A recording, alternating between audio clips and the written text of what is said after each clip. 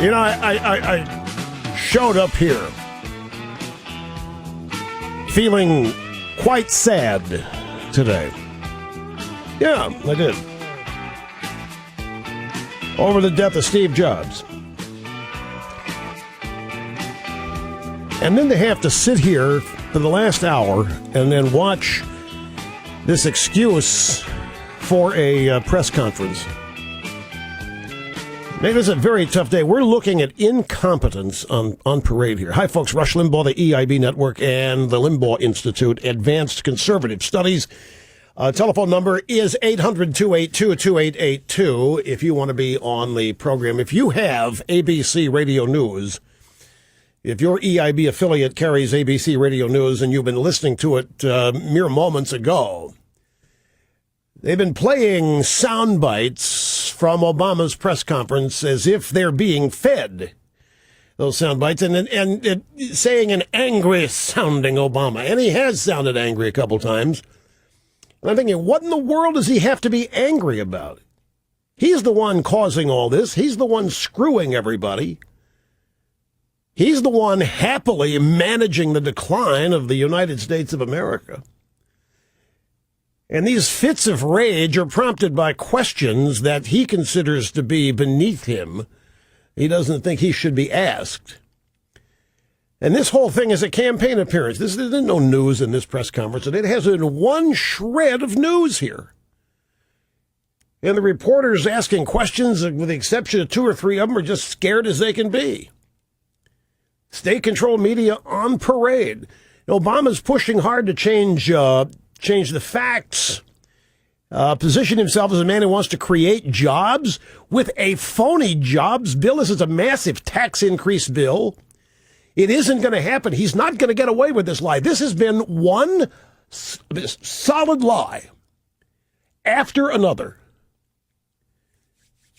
We've got sound bites of it. I guess we'll play some of them as the program unfolds today.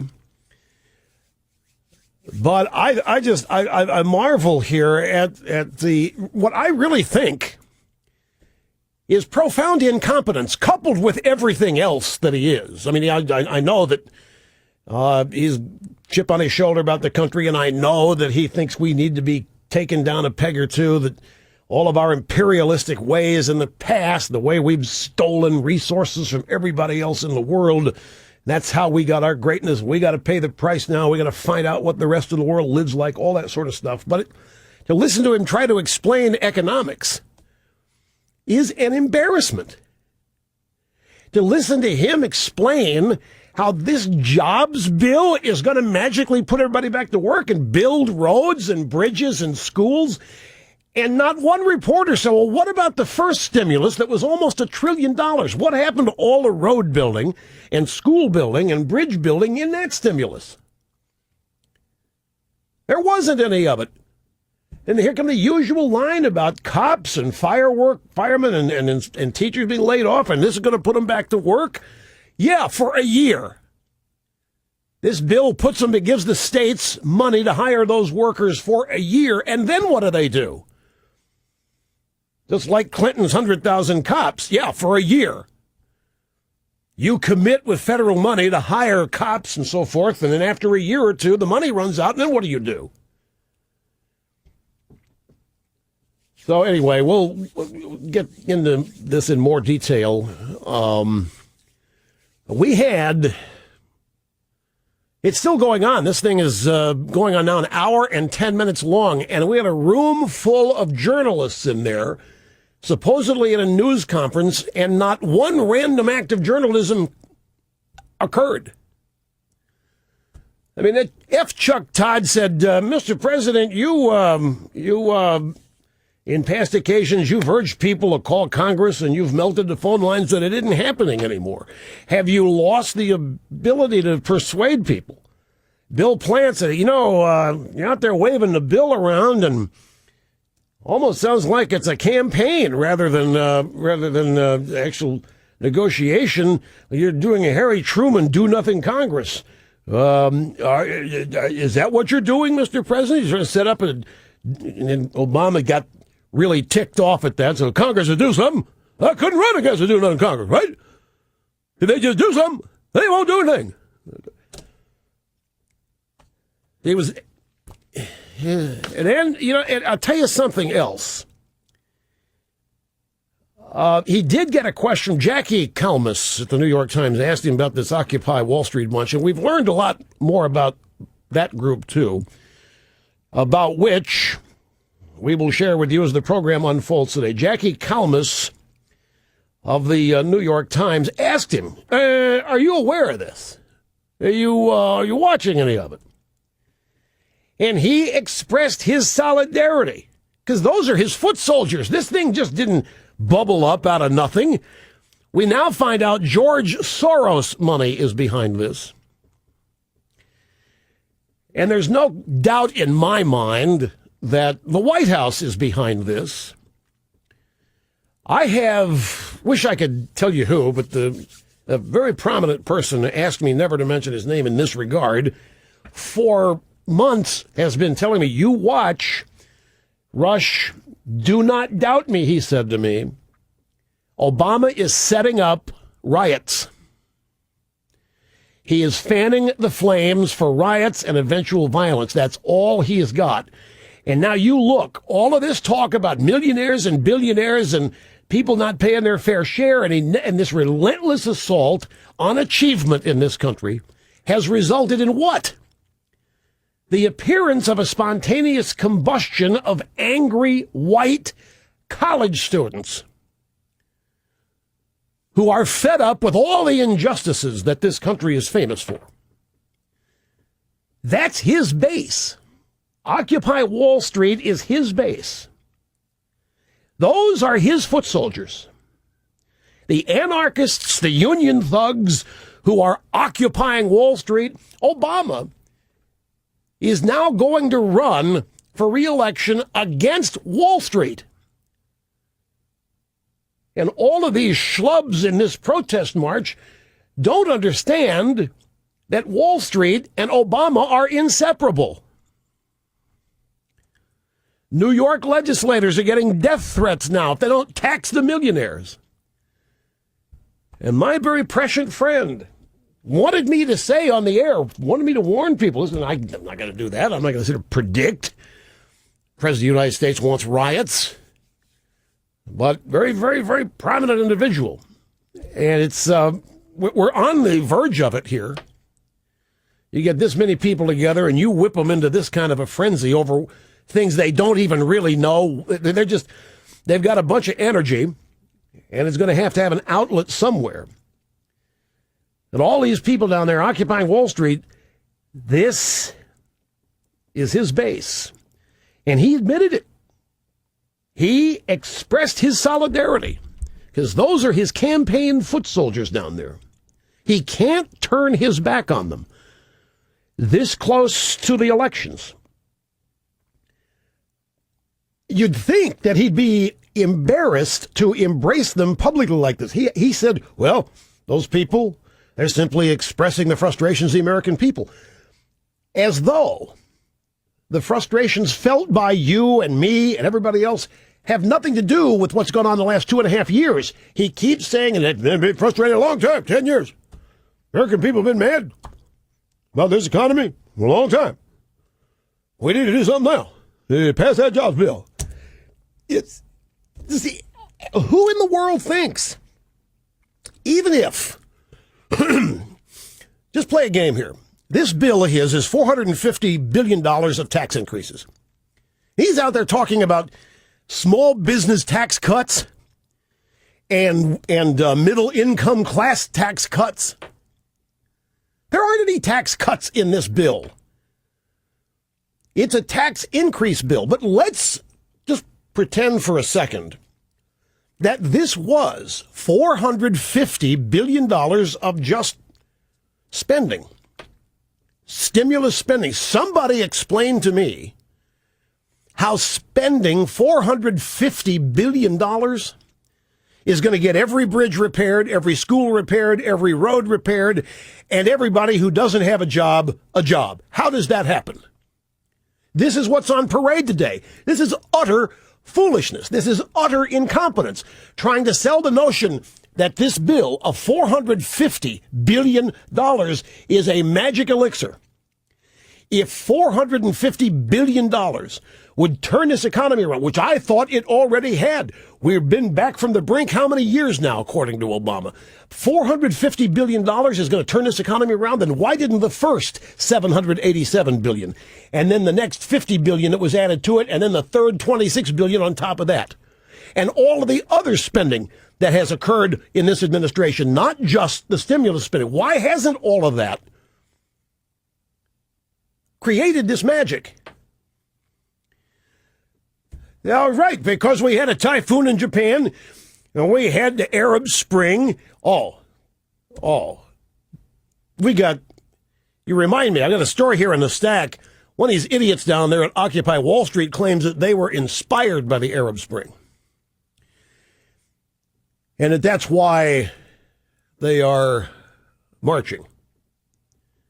HR dug that one out in some obscure weekly publication in the Bowery. So anyway, folks, I sit here and I don't quite know how to verbalize the emotions I'm feeling over this, because they run the gamut of anger, shock, dismay, suspension, willing suspension of disbelief, all of it, just Twilight Zone, alternate universe, whatever. We have some sound bites of it, and we'll get to those as the program unfolds. Your phone calls as well. And we'll take a break here, come back. Just a short couple of comments about Steve Jobs. No, I don't think it's going to help him at all. He's digging a deeper hole for himself with these kinds of things. Look at even the left. Folks, even people on the left are fully aware. And they have buyer's remorse. I mean, you got people like Tina Brown. And you may say, Tina Brown, who's Tina Brown? Tina Brown, as far as the left is concerned, is an oracle. She may be an absolute dunce. She can put magazines together, but she's an oracle to these people. She said, yes. Turns out he wasn't ready. Turns out it wasn't ready. They know. They know. And they're embarrassed watching this garbage. Don't doubt me. Now, over all of the years that I've been hosting this program, 23, I have been an evangel for Apple Incorporated products. I love them. And one of the things that I have always done on this program is talk about my passions and share my passions with all of you. That's, I think, a large part of life is passion.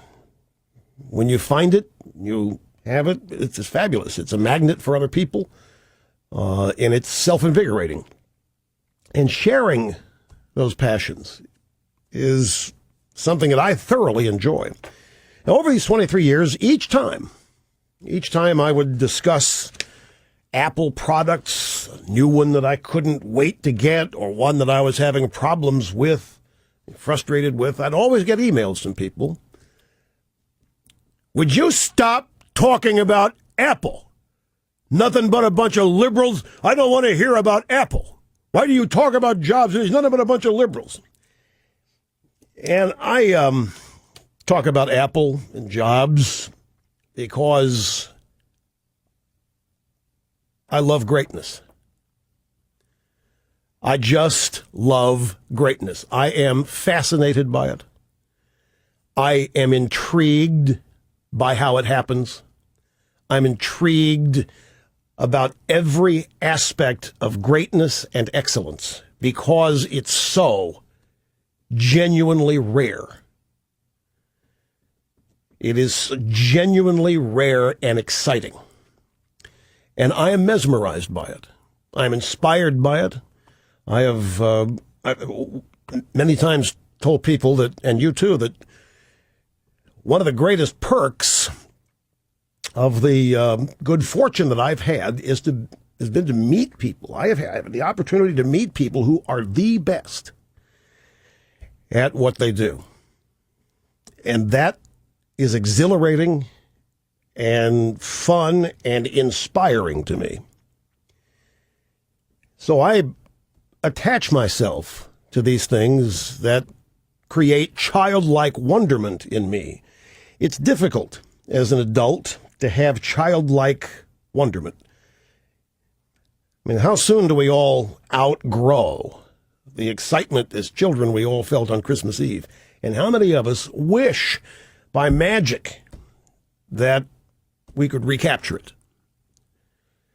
To find out, to rediscover that total, unbounded passion of childlike exuberance, excitement, innocence, uncluttered by the rigors of life lived as an adult.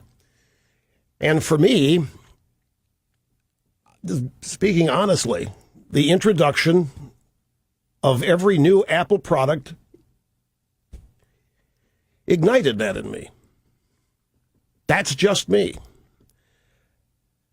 I am fascinated by what Apple products do, how they do it, the invention process, the whole way. I would have loved, and I would never get this opportunity, it would never happen. I would have loved to be the guy to write Jobs' biography.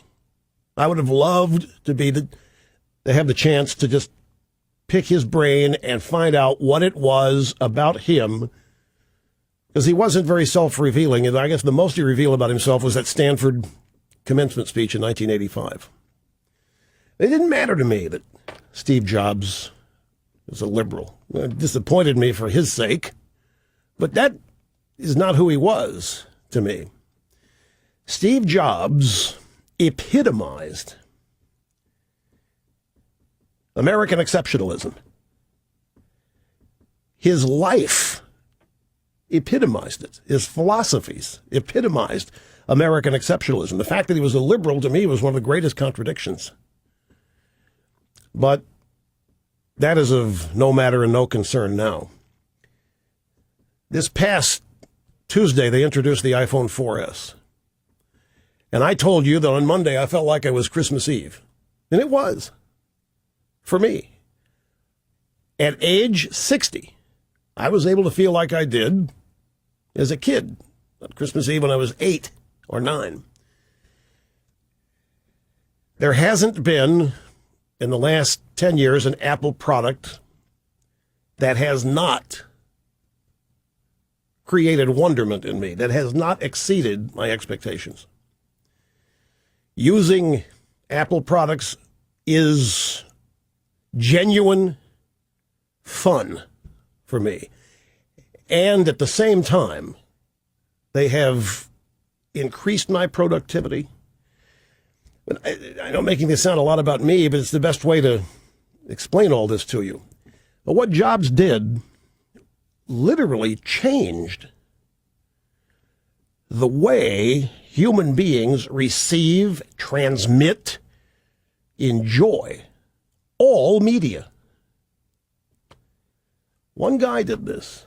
A lot of great people around him. One guy did it. It's one guy's vision. It was, to me, just mind-boggling. I'm sad that he's dead.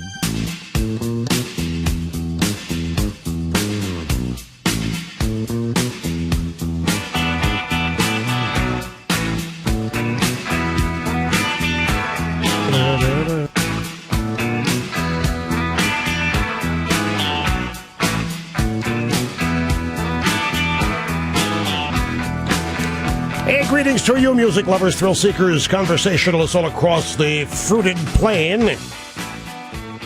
It's El Rushbo, America's real anchorman, the doctor of democracy, and America's truth detector, all in one harmless, lovable little fuzzball bundle.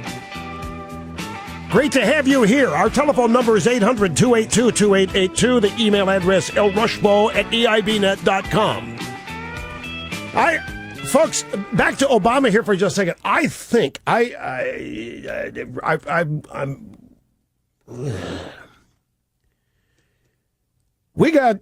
have a president here with a perverse mind.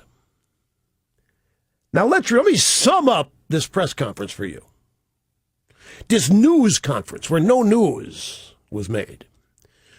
Obama said, if the jobs bill doesn't pass, the economy could get worse. If we don't pass the jobs bill, the economy is getting worse. It has been getting worse since his first day in office. It will continue to get worse if he is in office. This guy is the biggest fraud to ever sit in the Oval Office. He has created widespread long-term unemployment. We're now told this is the new normal. 9.2, 9.5% unemployment, really 11. I mean, the job universe is down. The number of jobs available in this country is down by 2 million since he took office.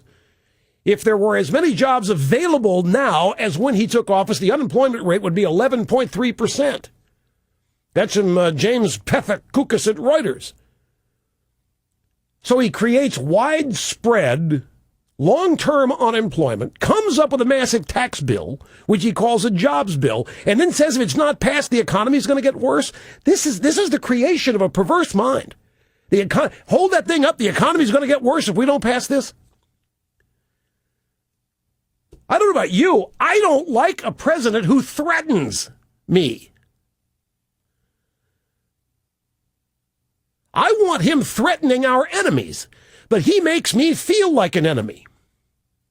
I've got a job, I'm paying taxes, and I'm made to feel like I am his enemy.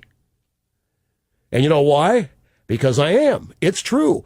He looks at me as an enemy, just as he looks at everybody else. When he starts rabble-rousing here, this is community agitating on parade. This is community organizing. If you've never really been quite clear what it is, take a look at Occupy Wall Street.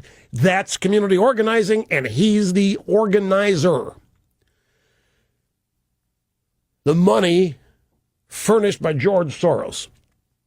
I want to go back and make one more point about Steve Jobs and profit. Capitalism, American exceptionalism, the American dream, what have you. At the end of the day, Steve Jobs was all about profit, not market share. Apple made its money on profit. Up until the iPod, they didn't have a mass market product. They had a niche product. The Mac was a niche product. It still is, compared to the number of PCs out there. But it's more profitable than any other PC is, unit by unit. Last year, this is a fascinating story. Last year, the founder of the Stanford Social Innovation Review called Apple one of America's least philanthropic companies. Yeah, they accused Apple of being not charitable at all.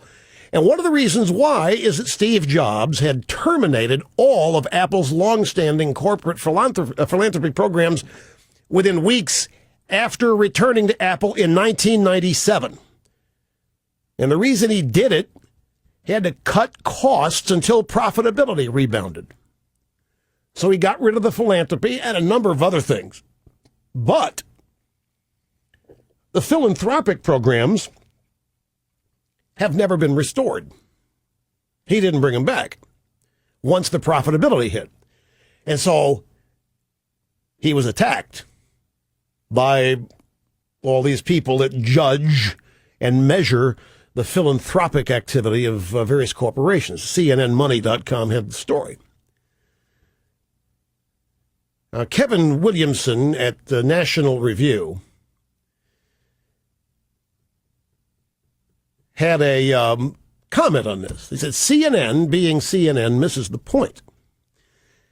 Steve Jobs' contribution to the world is Apple and its products, along with Pixar and his other enterprises, 338 patented inventions. His work, not some Steve Jobs Memorial Foundation for giving stuff to poor people in exotic lands and making me feel good about myself. Because he already did that. He gave them better computers, better telephones, better music players. In a lot of cases, he gave them better jobs, too. In a lot of cases, he gave them a better life. You stop and think, how many jobs exist in the world today because of Steve Jobs? How many worldwide, just the Apple supply chain, the components in every one of their products, how many jobs did Steve Jobs create in pursuing his dreams and his passions? And it reminds me of our old buddy, Walter Williams. Walter Williams said a bunch of things I like, but one of my favorites is his tirade on this whole notion that the successful have an obligation to give something back. Why? They don't have an obligation to give something back. Their inventions, their creations, their success is its own contribution. The people who need to give something back are the literal thieves. People who are stealing from others, people who are engaged in criminal activity. Those are the people who need to be giving it back. What do Jobs have to give anything back for? Or Bill Gates, for that, or anybody. But this is political correctness, and this is another thing. Jobs was fearless. He didn't care what the philanthropist community said of him. He didn't care about lawyers. I'll tell you something else. Thomas Edison and Steve Jobs had another thing in common, and that is they were sued constantly over patent infringement. Samsung is trying to sue Apple out of business right now in France and Spain and a number of other places. Apple is countersuing, saying Samsung is stealing their stuff. Samsung supplies a lot of components for Apple stuff. It's intricately involved. But Jobs isn't afraid of lawyers. How many people don't do something because of the fear of being sued or having some sort of investigation, illegal activity surround what they do? So there's a lesson. Don't be afraid of lawyers. It stands in the way of creativity. There's a lot to learn from Steve Jobs, and I guess that's another fascinating aspect. Folks, I firmly believe that one of the fundamental elements of remaining young at heart is a never-ending quest for knowledge, an insatiable curiosity. Keeps you going. It keeps you engaged. I speak for myself. It keeps me engaged. It keeps me going. Wondering how something happens or happened. Wondering how something works. Wanting to know that. For me, anything that engages my brain keeps me young. Keeps me from thinking about me. And a lot of people spend way too much time thinking about themselves. It's not productive, and it doesn't help anything, because mostly when you think about yourself, you're not thinking good things. It's just the way we're wired. One exception is Obama. He probably sits around and worships himself. But most people don't do that. You know, I said I was going to take phone calls here, but brain started up again, folks. I'm sorry. I'll shut up here in just a second. I just want to try to tell one story here. I could spend an hour trying to develop this, but I'll try to do this quickly. All through my life, every success I've had, I feel like I missed out on the real fun. For example, I started as a DJ in 1967 and moved to Pittsburgh when I was 20. Started 4 years after I started as a DJ at age 16. I left home. And all during the ensuing years, I got fired all those 7 times and went through the rigors. I look back on those years now, and I ask, could I do that again? I mean, the things I actually went through. They're no different than anybody else. They're no harder. They were no more difficult. But I think back, and it was simply my pure passion and love for radio that helped me endure, and a constant belief, I don't know where it came from, a constant belief that everybody who told me I had no talent fired me when it was wrong, and that someday I was going to be the best that ever did this. It just kept propelling me. And all the while, there's a golden age going on. At ABC, there's Howard Cosell, there's Monday Night Football, and it's rare. Back then, media, on-air talent was rare. There were only 3 networks. There was no cable. There wasn't 250 channels. There were 3.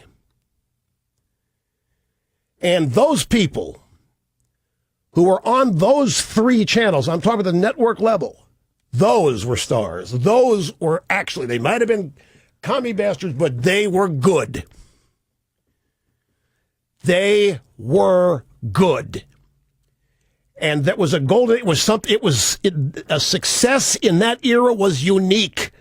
It was rare, and it had to be rarefied air those people are breathing, and I so much wanted to be a part of it. But I wasn't. It passed me by. Now, a friend of mine says, you don't understand. You've created your own golden age. I don't look at it that way. I still have to struggle with whatever success I've had. I wish it had happened 20 years ago or 30 years ago, when I could have worked with all my idols. I know this is hard. I know. I know. I helped bring down the 3 networks. That's not. I'm not talking about content here. I'm not talking about content. That's why it would, to really do this story justice, I would have to spend an hour on it, which I'm not going to do because I don't have the time. There's too much other stuff here to do. But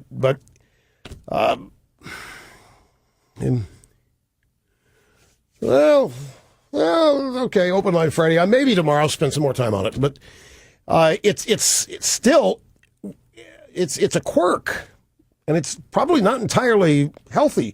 But every element of my success, there's a part of it that says, damn it, I wish it would have happened then, so I could have been a part of that. Because that was so rare. Now everybody's got a freaking radio show. Big deal. Everybody. I mean, everybody has a blog. No. Yeah, I know. Everybody has a radio show, and how many number ones are there? And everybody has a radio show, and why do they have it? I understand all that. Don't misunderstand. That I am not unhappy. I'm trying to explain the allure of greatness to me, and I have a yearning. Say that I would love to have been a part of what happened at Apple. I want to be a part of greatness. It just is a fascinating thing to me. I would love to have been inside those buildings when all this is going on, see how it was done. Just being a consumer, anybody can do that. Except if you don't have money and you're protesting on Wall Street, then you're in. Okay, and now I get to fulfill a promise. And we go back to the phones, because we haven't been there yet. Will in Amanda, Ohio. You're up first. Great to have you on the EIB network. Hello. Hey, thanks, Rush. Hey, don't you think the one common denominator between the Tea Party and the protesters on Wall Street is a lack of justice? And what I mean by that is the lack of criminal prosecution from anybody in Fannie Mae and Freddie Mac, Wall Street, the banking industry, or even our own government officials. Okay. Not one prosecution, Russ. You want prosecution? Oh, not one prosecution. I'm trying to. What's the correlation to the Tea Party? What am I? Well, that's what the Tea Party gathered great strength after the bailouts that they tried to stop. And I think without the prosecution of anybody for crimes that have brought this country to its knees. Okay, name for me a crime and who you think should be. I'm not disagreeing. Obama was asked this question today. Rush. And somebody asked him, how come there haven't many prosecutions? Who? And for what? You're going to have to untie the other half of your brain for this one. Think about Fannie Mae and Freddie Mac. Okay, when I think Fannie Mae and Freddie Mac, I think Barney Frank and Chris Dodd, and I think Absolutely. a bunch of... Okay. But look at the collusion that's taken place between Wall Street and the banking industry and selling the mortgages or giving mortgages to anybody because we know we can sell them off over here and we don't care if they're qualified or not. All right. You think there was a lack of fiduciary responsibility? No, I think there was fear of government. Do what? I think there was fear of government. You talk about all these mortgage-related products. Why did they exist? That just doesn't justify crime. I'm not... No. Wait a minute. I'm not trying to justify crime, but when you have I don't know, Barack Obama is telling the banking industry what it can and can't charge and what profit he will accept and what level of profit he won't accept. Bill Clinton and Jimmy Carter came up with this scheme that resulted in the subprime mortgage crisis. They said it was unfair that poor and minority people didn't have houses. So we're basically going to give them houses. How are we going to do that? We're going to make the banks loan them money, knowing full well they can't pay it back. Janet Reno threatened a number of Wall Street bank people with all kinds of investigations and prosecutions if they didn't make these loans. Now, it's risky saying this because I sound like I'm coming to the defense of bankers. My total anger here is related at big government, oppressive government, leftists from Bill Clinton, Jimmy Carter, now Barack Obama, wanting to micromanage and centrally plan the private sector economy in this country to the point of eradicating it and destroying it. So these guys at the banks have just been told to give away money. Okay, fine. They have to show profit for their shareholders.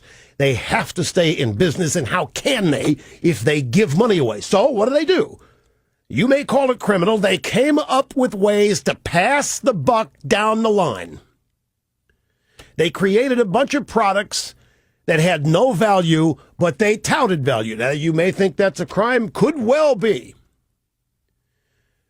And I'm not saying it's justified, but if you want to get to the root of it, you have to go to who demanded it with the full force of government threats of prosecution behind them, and that's William Jefferson Blythe Clinton, aided and abetted by Fannie Mae and Freddie Mac, who took the opportunity to personally enrich them. The executives at Fannie Mae, Freddie Mac saw what was going on, and they personally profited from all this money that was being generated and floating around. There was a literal rainstorm of money that's reach up, grab a handful of it, put it in the back pocket on Monday, do the same thing on Tuesday. So much money going out, circulating around that what they stole wasn't noticed for a while.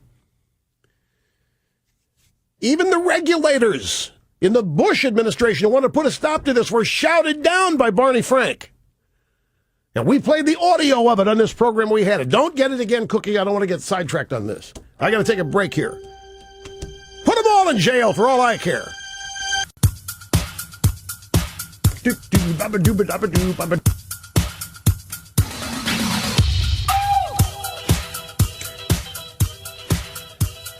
I've decided that I'm not through. I'm not through with this. How many of you remember that when it came to these bailouts, most of the banks were forced to take a minimum of $25-50 billion. The chairman of Wells Fargo blew the lid off this one. What happened was that the then Treasury Secretary, Hank Paulson, called them all into an office and shut the door at 3 o'clock in the afternoon on Friday. And he gave him a piece of paper to sign. The piece of paper was a request and acknowledgement asking for and getting the bailout. And he told him, you are not getting out of this room until you all sign this. The Wells Fargo chairman didn't want the money. He didn't need a bailout. A couple of other banks didn't need the bailout. They were forced to accept the bailout. The banks have paid back their bailouts with interest. The government has made a profit from the bailouts. Erin Burnett has her own show on CNN, and she traveled down to Wall Street. She was interviewing one of these lugheads down there. And this guy was saying, they took bailouts and they took them, they haven't paid any money back. And she said, no, they did. The banks have all paid the bailout money back with interest. And this guy, typically, I mean, just totally uninformed, just dumb, just stupid, like they all are down there. Oh, really? Okay, well, I'm going to stop protesting. And he left. And then she started getting grief from other people for having blown the lid on the truth. So the banks were forced. Now the regime, the Obama regime, as we speak, is making banks go into minority neighborhoods. The subprime thing is being rerun. This time, not just loans to the poor. They have to open branches in poor and dangerous neighborhoods. The regime is forcing this. The regime is putting limits on their profits. The regime is telling them what they can and can't charge for fees. Obama lit into them again today. So it's clear that Obama's going to run for office against the banks. He is going to run for office against Wall Street. He's going to try to get you to hate the banks. Now, before he tried to get you to hate the banks, he tried to get you to hate oil. And before he tried to get you to hate oil, he wanted you to hate the health insurance industry. And before that, he wanted you to hate the people in charge of student loans. And on and on and on. And before that, they hated the car companies. And before that, it was Walmart that was going to kill you. And before that, it was the drug companies that were going to kill you. And before that, it was somebody else. And then back then, it was oil all over again. For as long as I've been alive, the Democrat Party has been telling us that all of these industries are out to kill us. They are out to kill our customers and destroy the earth with their evil practices. So it's just the banks who are the latest target of the American socialist left. There is a war on the entirety of the private sector. It is the private sector that employs most of you, that services most of you, that creates the economic prosperity that our nation has enjoyed. And there is a war on that private sector, and it's being waged from the Oval Office.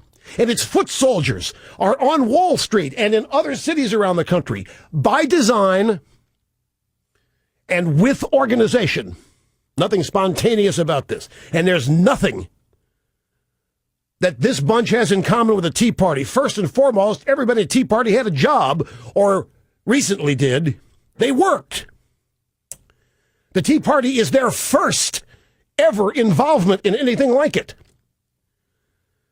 These people are the perpetually lazy, spoiled, rotten, 99% white kids who don't have anything else to do except sit around and be told how rotten their lives are, while they use iPhones, iPads, automobiles that everybody else worked hard to make for them, that they now think they have to put out of business. The EPA, the famed Environmental Protection Agency, is attacking farmers and truckers and fishermen and coal miners. The Interior Department is attacking people who work at oil drilling sites and refineries. HUD, the Justice Department, Fannie Mae, Freddie Mac have destroyed the housing market. Not the banks. The government has destroyed the housing market. Starting with Bill Clinton and going all through Chris Dodd and Barney Frank and every other Democrat who had anything to do with the subprime mortgage thing. Fannie Mae, Freddie Mac, and people's home was the most important investment most families make in a lifetime. And Obama sits up there today, stands up there today, lamenting how bad he feels about all this. But if we just pass his $450 billion jobs bill, why everybody get their house back and everybody get their job and everybody get a road repaired and no more bridges will have any problems. $450 billion. Damn right. Do it now. Why didn't the first $800 billion do that? Why do we need another $450 billion? We did this once before. And we've doubled down on it numerous times since the first time. Massive deficit spending authored by Barack Obama is destroying investments in stocks, bonds, pension plans, and savings accounts. All these people who have pensions, they expected to be paid for life after working for 20 years. Guess what? They're underfunded. And many of them are invested in the very stock market Barack Obama is trying to tell them to hate. Obama is attacking every business. He is attacking every employer and employee. He is attacking the system. He has a perverse mind. One day he targets one group or business. The next day he targets another. Never does he take responsibility for any of this mayhem. Oh, no. He's just an innocent bystander. He's a spectator. After running up debt heretofore unseen in this country, he tells us we have to get control of our spending. Now, he is desperately trying to save his pathetic, destructive presidency.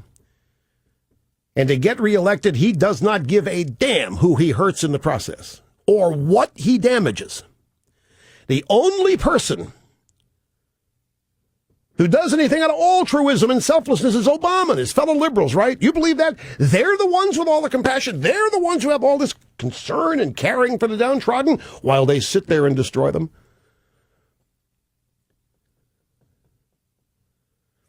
Dirty little secret, folks, Obama is not only for occupying Wall Street.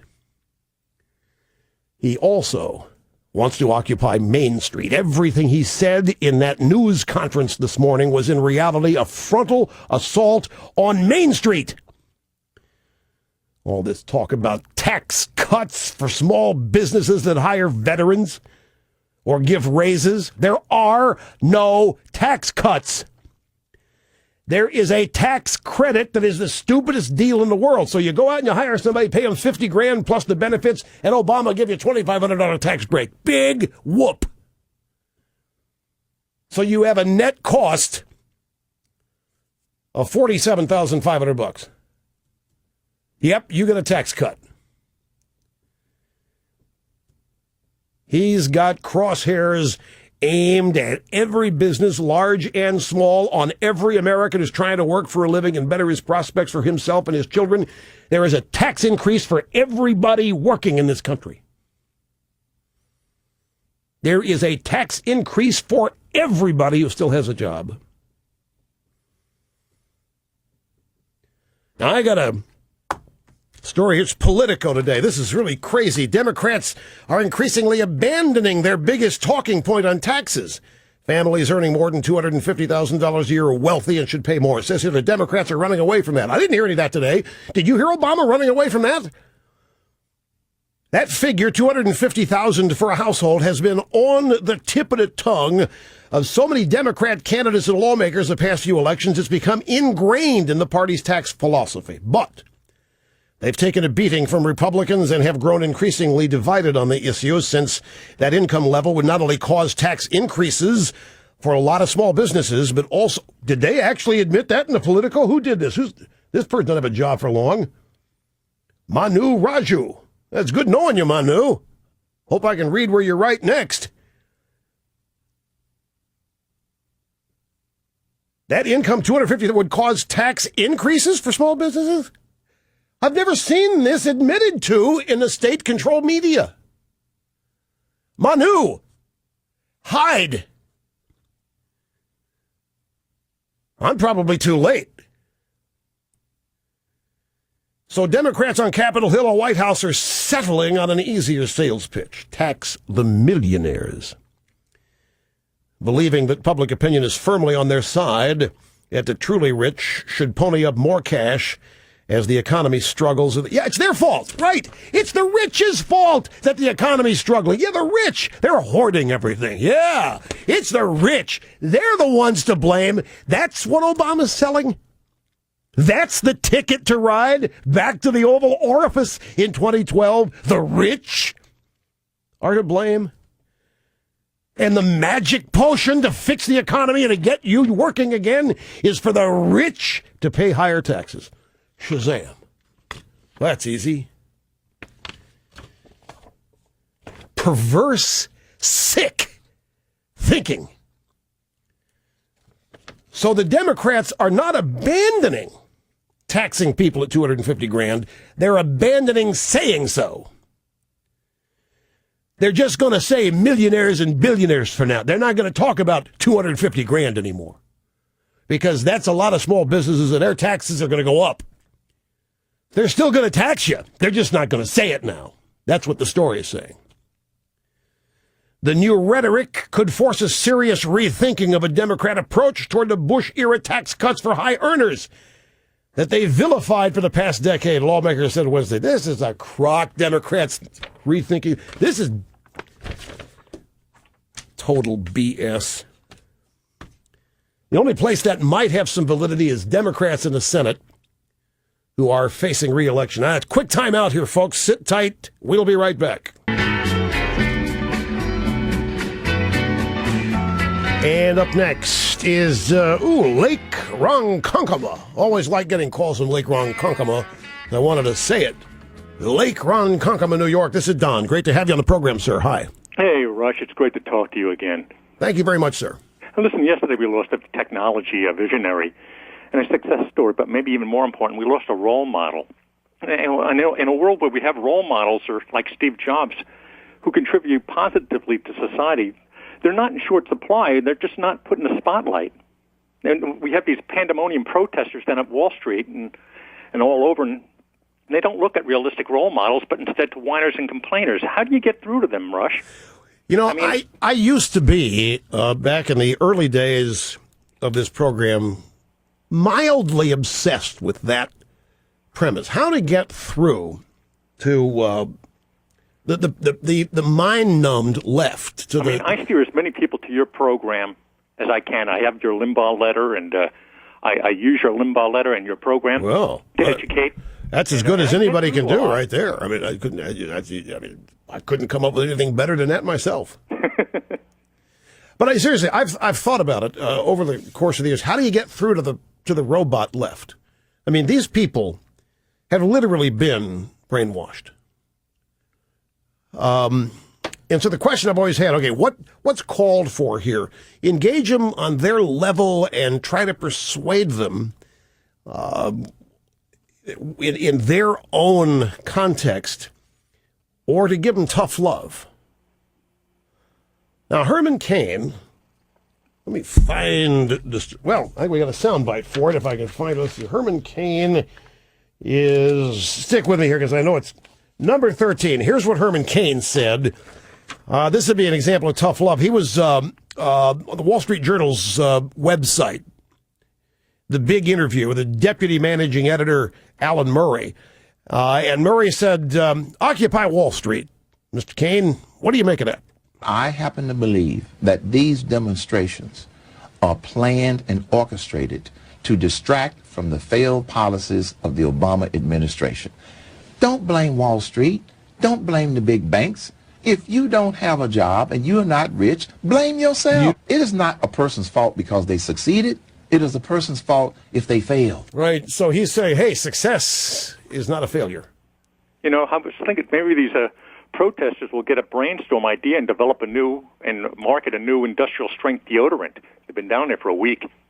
Well, that's part of the allure. I mean, the psychology of these people is what I've finally determined makes it almost impossible to get through to them. As a group, you'd have to, I don't think, if I were to walk down there and commandeer a microphone and a podium, I don't know that that's the way to get through to them.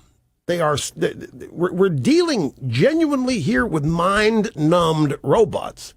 These people have been indoctrinated and programmed. You couple it with the fact that the main problem that they have is that they are bored and they feel worthless. They feel like their lives don't mean anything. And they are desperately seeking relevance. They want to be noticed. And, I could lie to them. I could maybe get their attention by standing up and saying, folks, I'm with you on one thing. Let's just cancel all debt.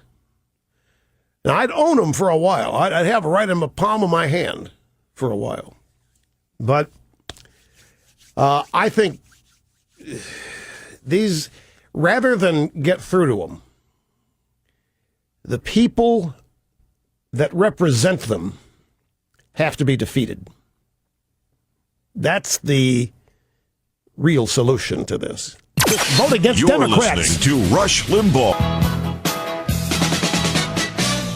I don't know where the time is going here today. I just looked at the clock. I just realized it's the second hour is over. Darn. All right, well, we still have one more to go. And as always, you're going to be jam-packed. Don't go away.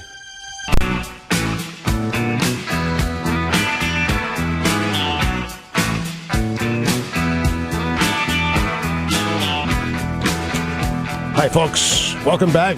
Great to have you here on the EIB network. Rush Limbaugh having more fun than a human being should be allowed to have. Phone number 800-282-2882 and the email address lrushbaugh@eibnet.com. On CNN, they asked the audience, why did Steve Jobs drop out of college? It was a multiple choice question. A was a job offer. B, it was too expensive. C, to create a software company. Of course, the right answer was B. It was too expensive. He quit. But this is what Jobs said about why he dropped out of college. I couldn't see the value in it. I had no idea what I wanted to do with my life and no idea how college was going to help me figure that out. And here I was spending all the money my parents had saved their entire life, so I decided to drop out and trust that it would all work out okay. Looking back, it was one of the best decisions I ever made. Yep, he's worried about wasting his parents' money. If this had been a normal day, if this had been a normal, typical busy broadcast day, this is the story I would have led with. Right here. And standby audio soundbite number one. The story is from the Houston Chronicle. Talk about your Monday from hell. Not only did Bridget Nickerson Boyd's car break down on her way to work, but when she pulled over to the side of the freeway, a sheriff's deputy pulled behind her, wrote her a ticket for driving on the shoulder, decided to arrest her, followed her to the hospital when her suddenly racing heart prompted a call to paramedics, then took her into custody again after she was treated by doctors and finally drove her to jail. Wait. To make matters worse, Bridget Nickerson Boyd claims in a lawsuit that the handcuffs were put on her wrists painfully tight and that she was forced to listen to conservative broadcaster Rush Limbaugh make derogatory comments about black people all the way to the jail. Bridget Nickerson Boyd is African American because of the incident which occurred on October 4th of 2010. And we're just now learning of this. Bridget Nickerson Boyd filed a lawsuit Monday, federal lawsuit, against the deputy and Harris County, alleging defamation, false imprisonment, malicious prosecution, assault and battery, and intentional infliction of emotional distress. That's where I come in.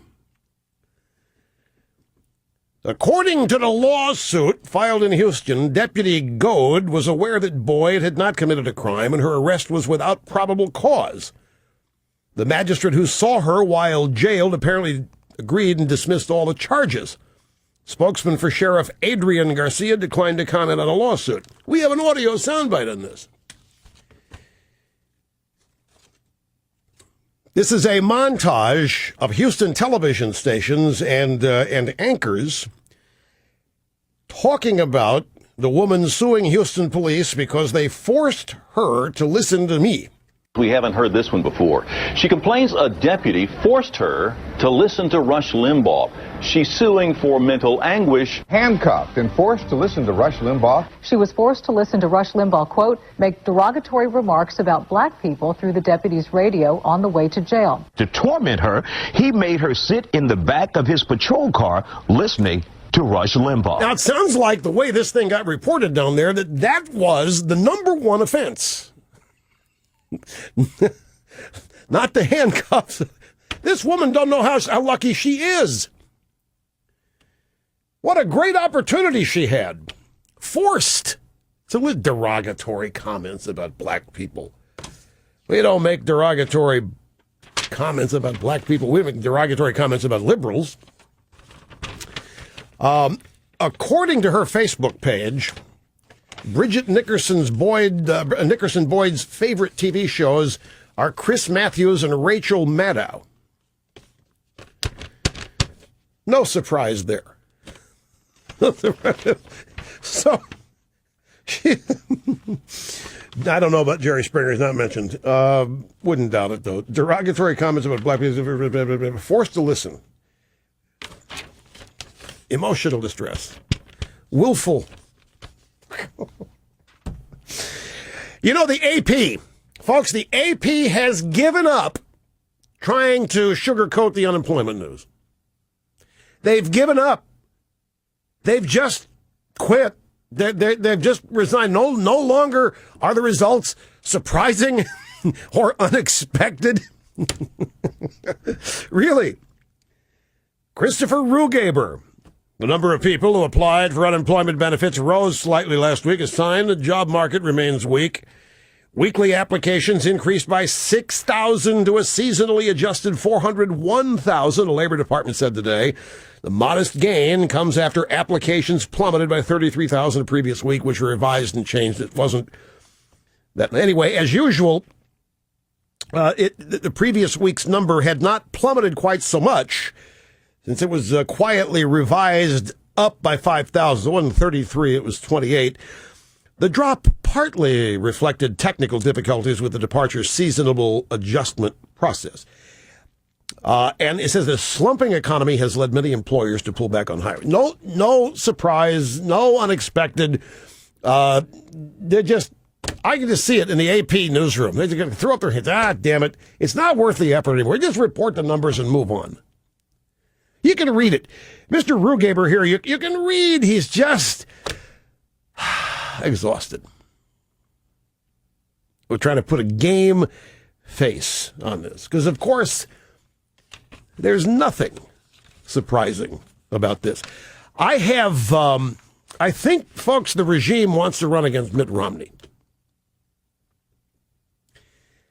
That's what I think. When do you think, here's what I'm thinking. When do you think these AstroTurf protests were first talked about? This Occupy Wall Street thing. How long have they been in the works, do you think? I have been asking myself this, because this is not spontaneous eruption here.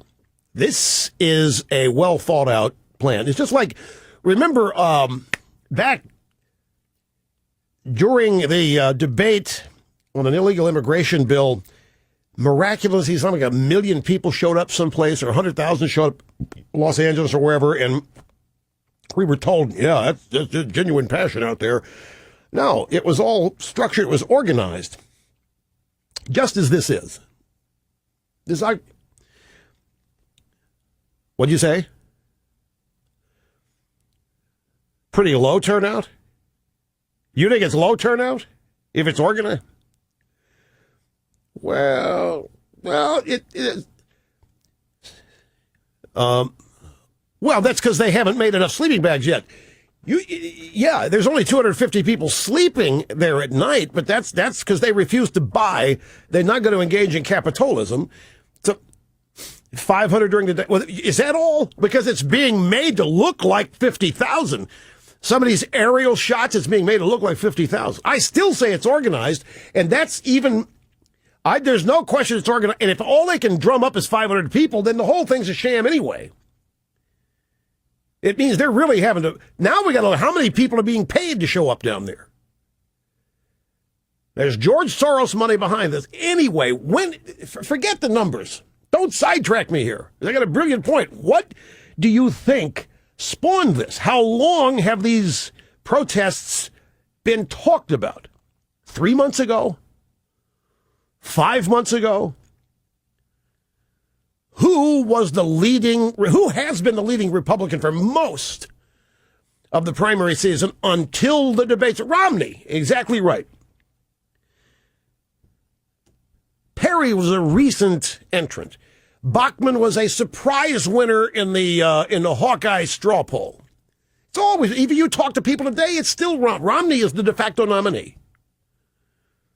In fact, there are people within the Republican establishment, I can tell you this, who are trying to convince others.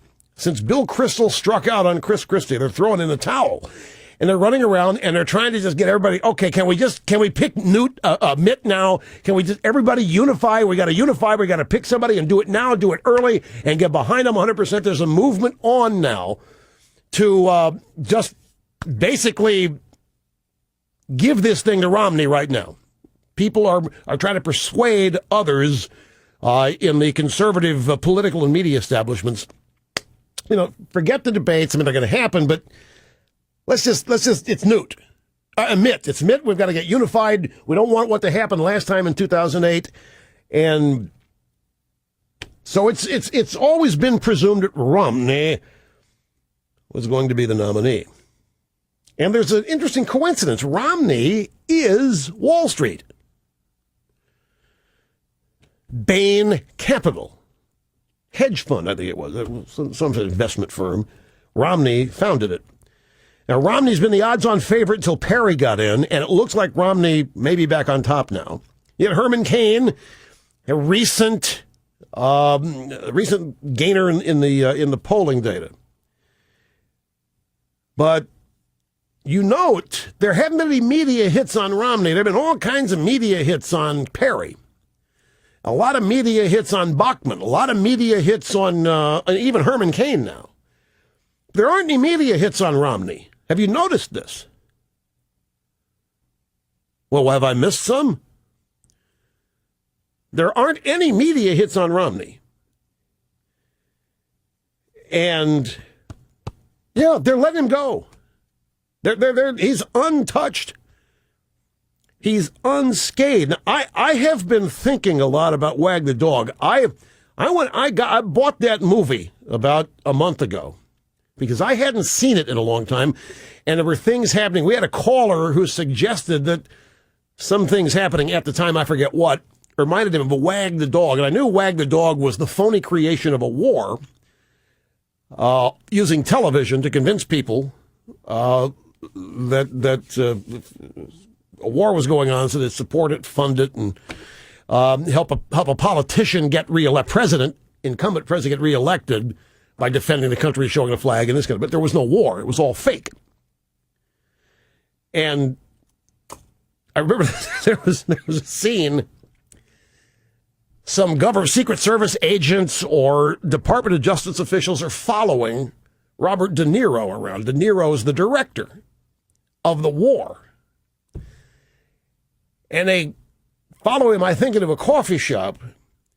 And, okay, look, it was fun for a while, but we're not at war. The United States is not at war in whatever fake country it was. And De Niro said, of course we are. I saw it on TV this morning. Now, Mr. You know there's no war. What do you mean there's no war going? We got T-shirts. People are wearing T-shirts. People are wearing, they're carrying signs. People are waving the flag. I saw it on TV. You tell me there's no war going on. It's on television every day. So I got to thinking here a lot about Wag the Dog, because I think this Wall Street thing's been cooking for a while. It's not organic. It has a purpose. And what would be a fleshed out script if this were a Wag the Dog kind of bigger than just the Tea Party would have to be a part of it? Bigger than the Tea Party. Have to treat it with far more reverence and respect than the Tea Party. It'd have to be going on in a lot of cities and have the illusion that it is spreading. Starts in Wall Street, the next place it's in Detroit, and then in L.A., then the next day even Washington, and the illusion that it's growing. All you need is 250 people and a compliant media. And as far as we're concerned on TV, there's a giant protest going on. But as you point out, in terms of the real numbers, it isn't giant. But the media is acting like, huge numbers of disaffected, disappointed people. The one thing they forgot was to recruit some minorities. This is 99% white, and people starting to ask questions, where's the diversity? So it's bigger than Tea Party. Its purpose is to reelect Obama. He needs crowds. They need to. He's not drawing enthusiastic crowds when he speaks anymore. He's got another bus tour going back to North Carolina, going back to those 153 bridges that are about to collapse. Going to go to Virginia, the bus tour. He's, as F. Chuck Todd, we should have seen F. Chuck Todd asking this question. F. Chuck Todd's in the front row, and he's almost, you got to give him credit. He asked the question, but boy, it was, he looked embarrassed and scared and like he wanted to run out of there as soon as he finished. Basically, what he asked him is, are you concerned people aren't listening to you anymore? I mean, you're asking them to call Congress, but nobody's calling Congress. I talk to people, the phones aren't ringing. Are you worried about that? So they got to create this. They got to create the illusion that these protests are big, filled with energy, and for Obama. Because nothing is happening spontaneously. No knockout stories of Romney. The smear of Perry, no accident. Protests are needed because the economy sucks. And these washouts would normally be protesting a Republican president who was responsible. Now they're targeting Wall Street as if Wall Street's responsible for the failure of Obama's policies. My point, it's not, they're trying to blame the rich for these economic problems when it's Obama, and they're targeting Romney as a Wall Street guy. So I think part of the reason this was concocted was to take Romney out after seeing to it that he's the nominee.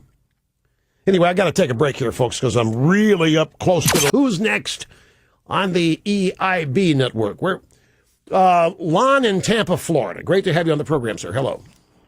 Hello, Russ. How you doing, my friend? Very well, thank you. You are on a roll. Appreciate that. Thanks for taking my call again. I wanted to get right to the point. The point is that you had mentioned in your first hour of your program that that the press hasn't been asking Obama any questions about Fast and Furious. Yeah, there was one. Right. An indirect reference to it. It wasn't really a full-blown question. He ignored it. Okay.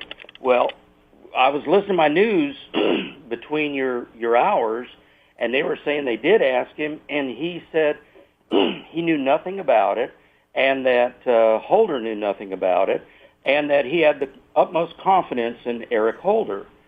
And the point is that I think this should be like the tax evasion charge against Al Capone. I think this is the tip of the iceberg. And I think we need to have an investigation because the truth doesn't matter. It's the seriousness of this charge. Yeah, exactly right. Daryl Issa, I think, is serious about looking. Their emails have surfaced. That reporter for CBS can't be found. Her last interview with Laura Ingraham is the last anybody ever heard from her. CBS will not grant anybody permission to talk to her. They won't tell. I think somebody will drive by Cheryl Atkinson's house.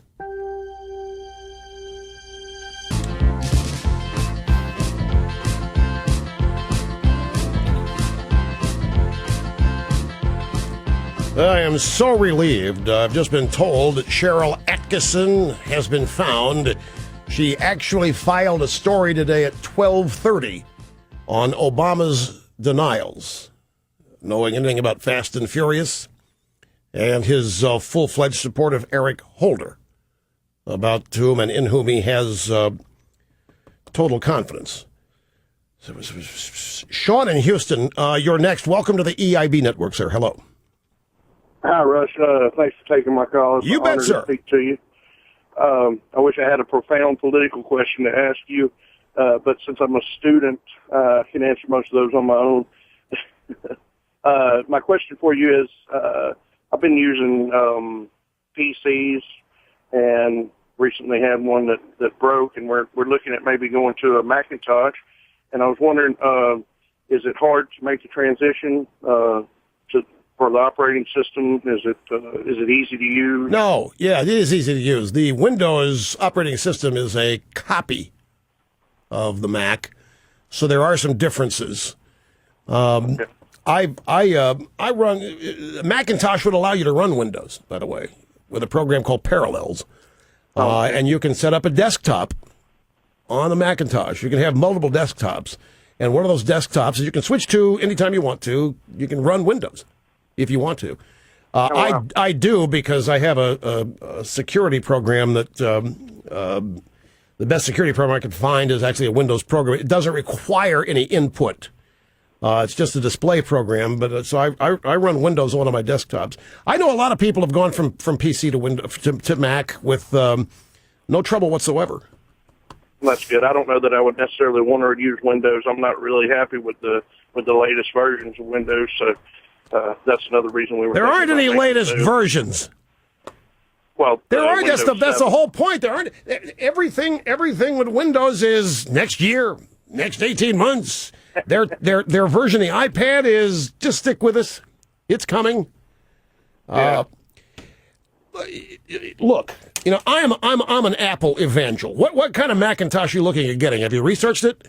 Not a whole lot of research. I was thinking about the MacBook Pro, I believe it is. Oh yeah. Okay, I'll send you one. I have a prize closet here of Mac stuff. Oh wow! Thank you so much. Have you ever used? I'm not going to give you one. But have you ever used an iPad? No, I haven't. My niece has an iPad. Well, I'll tell you what. Go play with it now and then, and you'll get a head start on the new Mac OS 10 Lion. They've incorporated a lot of what's in the iOS into the latest desktop and laptop systems. So it's cool. It's going to blow you away. The things you can do with the trackpad on this thing. There's no mouse anymore. It's all done on a trackpad, and it's you'll love it. You'll absolutely love it. You hang on here, and Snerdley will get the address we need to send it to you. We'll FedEx it out. You'll have it tomorrow. Okay, thank you so much, Rush. What? What do you mean scammed? I don't care if I was scammed. I love giving the stuff away. Couldn't care less if I was scammed. Or did you just scam us here, Sean? What did he say? Sean, are you there? Not a scam. I had a. You didn't call here trying to trick me into giving you a computer. No, sir. I had a HP laptop that broke on me here a little while back, and my wife and I were talking about upgrading to a Macintosh. That's all. And I just wanted to know. Well, because Snerdley thinks you're taking advantage of my generosity. He's very protective. Absolutely not. I wouldn't dream of it. All right. Well, I don't care. I don't care if you are. This Apple. I love sharing this stuff. I told you I'm an evangel for this stuff. If you want this way, this won't cost you anything if you don't like it. But I guarantee you're going to like it. I guarantee. Thank you. Yeah. What size you want? 15 or 17? It doesn't matter. Yes, it does. I'd be happy to get either one. Okay. Well, then we'll just throw a dart in there wherever it lands. We'll give you that one. Okay, thank you. I got a wall full of them. So hang on here, Snerdley. Give your address and we'll FedEx it out. You'll have it tomorrow. Thank you, sir. You're more than welcome. See, he sounded really excited. What do you mean scammed?